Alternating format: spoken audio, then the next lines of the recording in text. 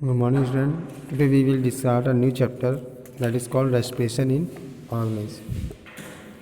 When you keep your hand on your chest, you feel some rhythmic movement. जब भी हम अपने chest में अपना हाथ रखते हैं तो हम लगातार एक रिदमिक मूवमेंट को महसूस करते हैं.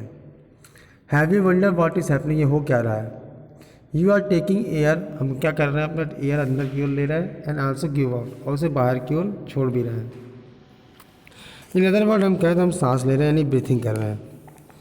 तो क्वेश्चन ऐसा होता है कि वाई वी ब्रीथ, हम सांस क्यों लेते हैं? तो our body perform various function like digestion the food का डाइजेशन कर रहे हैं, ट्रांसपोर्टेशन कर रहे हैं फूड का, फूड और वाटर का डिफरेंट पार्ट ऑफ बॉडी में, फिल्टरिंग कर रहे हैं वेस्ट का, ताकि इस बॉडी को वेस्ट जो प्रोड्यूस हो रहा है उसको शो करने के लिए. तो we know that cell is the most structural functional unit of life. तो हमारा सेल है वो बहुत ही ज़्यादा important structural and functional unit है लाइफ का. So each function is perform by cell of the body. हर एक फंक्शन हमारी बॉडी सेल को परफॉर्म करना है. तो we need any work without using energy. हम कोई भी काम कर नहीं पाएंगे. ये पूछा कौन question, can you do any work without using energy? क्या आप बिना एनर्जी का कोई काम कर सकते हैं? तो क्लियर है कि बिना कोई एनर्जी के हम कोई अपना काम नहीं कर सकते. Cell need energy to perform this function. इसलिए सेल के पास एक एनर्जी होनी चाहिए जो इस फंक्शन को परफॉर्म कर सके. अब ये एनर्जी कहाँ से आएगी? तो ये एनर्जी आती है हमें फूड से. And if you do not eat properly feel weak. हम जब बराबर खाना नहीं खाते तो हमें कमजोरी महसूस होती है, क्योंकि फूड में एनर्जी स्टोर होती है. This energy to be leased need to be release, क्योंकि यही एनर्जी को रिलीज़ करने की आवश्यकता होती है. The air we breathe in has oxygen. जो एयर हम सांस लेते हैं उसमें ऑक्सीजन होता है. This oxygen transport to all part of body each cell. और यही जो ऑक्सीजन है वो डिफरेंट पार्ट ऑफ बॉडी में हर एक सेल तक पहुंचानी होती है. Oxygen is use by the cell to break down the food. अब इस ऑक्सीजन का इस्तेमाल हम लोग क्यों करते हैं? ताकि फूड को हम ब्रेक डाउन कर सकें. We eat and release store energy. हम इस फूड को, जो फूड है उसे हम खाते हैं, उसमें जो एनर्जी स्टोर है उसको रिलीज़ करते हैं. The process of break down of food with the release of energy is called respiration. तो ये ऐसी प्रोसेस जिसमें हम खाना को अपने फूड को ब्रेक डाउन करते हैं और रिलीज़ करते हैं ताकि एनर्जी उससे पा सकें, इसी प्रोसेस को हम लोग कहते हैं respiration. The process of respiration involve 2 step. 2 step होते हैं. पहला ब्रीथिंग करना यानी एक्सचेंज ऑफ गैसेस करना इन्वायरमेंट के साथ, एंड सेलुलर रेस्पिरेशन यानी सेल का रेस्पिरायर करना. The energy release in the process of respiration is use to our body to various activity. अब जो एनर्जी यहाँ पे रिलीज हो रही है बॉडी में, उससे हम डिफरेंट टाइप ऑफ एक्टिविटी को कैरी आउट कर सकते हैं. जैसे carbon dioxide is release in the process of respiration. इस प्रोसेस में कार्बन डाइऑक्साइड रिलीज होती है. ये टॉक्सिक हो सकता है, इसका हाई अमाउंट हमारी बॉडी के लिए. So it is continuously remove from our body. से लगातार रिमूव करना पड़ता है हमारी बॉडी से during the process of exhalation, जब हम एक्सहेलेशन कर रहे होते हैं. All living organism need to respire. सारे ऑर्गेनिज्म को रेस्पायर करने की आवश्यकता है. They have different way of exchange gas with environment. उनके पास बहुत सारे तरीके होते हैं गैस को एक्सचेंज करने के. However the process of cellular respiration is similar in all organism. और इस जो प्रोसेस है सेलुलर रेस्पिरेशन का वो लगभग बिल्कुल सिमिलर है सभी ऑर्गेनिज्म में. अब आता है respiration system in human. In the human body exchange of gas take place in 2 part. हमारी बॉडी में 2 पार्ट में एक्सचेंज ऑफ गैसेस हो रहा है. ब्रीथिंग और exchange gases with the environment and change of gases in alveoli. तो 2 तरीके से एक्सचेंज हो रहा है. पहले तो ब्रीथिंग यानी एक्सचेंज ऑफ गैसेस हो रहा है हमारे इन्वायरमेंट के साथ, है ना, एंड एक्सचेंज ऑफ गैस हो रहा है हमारे ऑलवेलाई के साथ.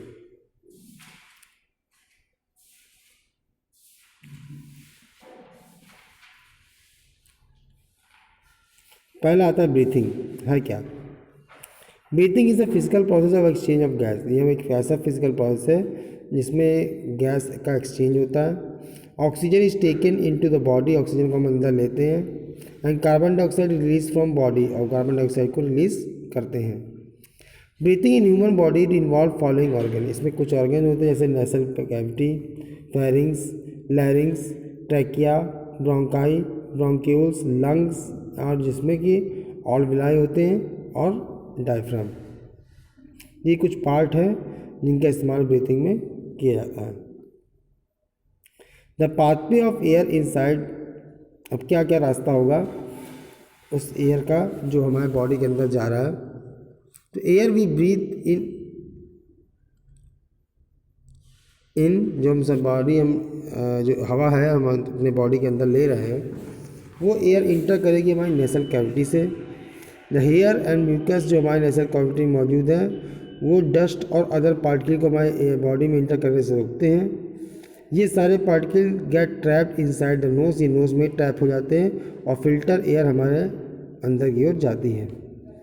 The air passes through the nasal cavities being warm, अब ये नेसल कैविटी से होते हुए हवा बिल्कुल वार्म हो जाती है और वार्म और मॉइस्ट एयर फिल्टर एयर जो होती है वो हमारे नेसल कैविटी से होते हुए हमारे फेरिंग्स तक पहुँचती है नाक के रीजन में, और फिर वहाँ से लैरिंग्स यानी वॉइस बॉक्स से पास आएगी।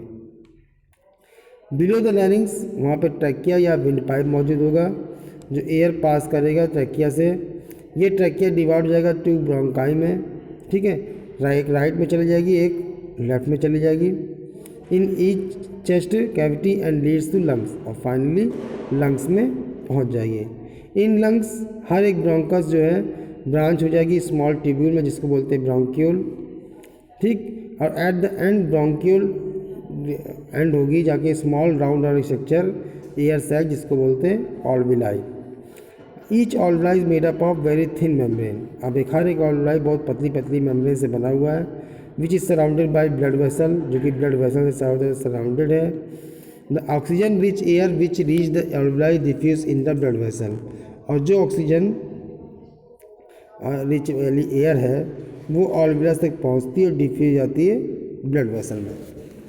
Thus the exchange of gas take place in the membrane of air sac, तो इसी एयर सैक यानी ऑल्विलाई में एक्सचेंज ऑफ गैस हो रहा होता है।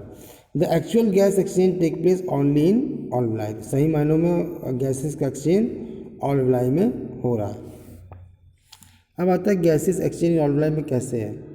The oxygen which diffuse in blood vessels surround the alveoli, तो जो ऑक्सीजन होता है वो डिफ्यूज हो जाता है ब्लड वेसल में जो कि ऑल्विलाई के चारों ओर मौजूद है। Has to be transport to all part of body, और इसी को पूरे पार्ट ऑफ बॉडी तक ट्रांसपोर्ट किया जाता है, और ये मुमकिन होता है this happen with the help of pigment called haemoglobin, और ये हीमोग्लोबिन की वजह से मुमकिन है जो हमारे ब्लड में मौजूद है। ऑक्सीजन कंबाइन कर जाता है हीमोग्लोबिन के साथ and therefore form oxyhaemoglobin, और कंबाइन करके ऑक्सी हीमोग्लोबिन को फॉर्म कर लेता है। ऑक्सीजनेटेड ब्लड फिर कैरी होता है from the lungs to the heart, फिर ये हार्ट में जाएगा और वहाँ से सप्लाई हो जाता है हर एक टिश्यू हर एक सेल तक बॉडी के। दिस ऑक्सी हीमोग्लोबिन ब्रेकअप, अब ये ऑक्सीजन टूट जाता है जब ये किसी सेल के पास पहुँचता है और ऑक्सीजन रिलीज होकर डिफ्यूज जाती है सेल के अंदर। The oxygen release in the cell is used up in breakdown of food, अब जो ऑक्सीजन वहाँ पे रिलीज हुई है उसका इस्तेमाल फूड को ब्रेक डाउन करने में होता है। This is called oxidation of food, इसी को हम लोग ऑक्सीडेशन ऑफ फूड कहते हैं। कार्बन डाइऑक्साइड, अब इस ऑक्सीडेशन की वजह से कार्बन डाइऑक्साइड और वाटर प्रोड्यूस हो रहा है सेल के अंदर, ठीक है, इसी रेस्पिरेशन प्रोसेस की वजह से जब का फूड ब्रेक डाउन हो रहा है तो कार्बन डाइऑक्साइड और वाटर प्रोड्यूस होता है। Carbon dioxide as a waste product है और इसको बॉडी से रिमूव करने की ज़रूरत होती है तो इसीलिए carbon dioxide from the cell फिर से रीच करेगा ब्लड वेसल में। अब वहाँ पे कार्बन डाइऑक्साइड ब्लड वेसल में आ जाएगा, डिफ्यूज़न हो जाएगा और वहाँ पे और फिर वही ब्लड वेसल में बाद में डिफ्यूज रखता है ऑल्विलाई में और लंग्स में थ्रू ब्रोंकियल और ब्रोंकिया के बॉडी के बाहर फाइनली एक्सहेल हो जाता है। सेलुलर रेस्पिरेशन में क्या हो रहा है, सेल में जहाँ पर सेल के अंदर क्या चल रहा है, यहाँ पे रिएक्शन होती है, यानी the reaction take place inside the cell during process of respiration is called cellular respiration. तो जो रिएक्शन यहाँ पे हो रही है इस प्रोसेस में, इसी को हम लोग सेलुलर रेस्पिरेशन करते हैं। It can be written as, इसको ऐसे भी लिख सकते हैं, ग्लूकोज प्लस ऑक्सीजन क्या फॉर्म करेगा, carbon dioxide, water and energy. This process similar to in all organism except those which respire in absence of oxygen. तो ये प्रोसेस बिल्कुल सिमिलर है उन ऑर्गेनिज्म के जो कि एब्सेंस ऑफ ऑक्सीजन में इन्हें क्या कहते हैं, सांस लेते हैं। तो आज के लिए इतना ही करते हैं, बाकी मैकेनिज्म हम लोग कल देखेंगे। ओके।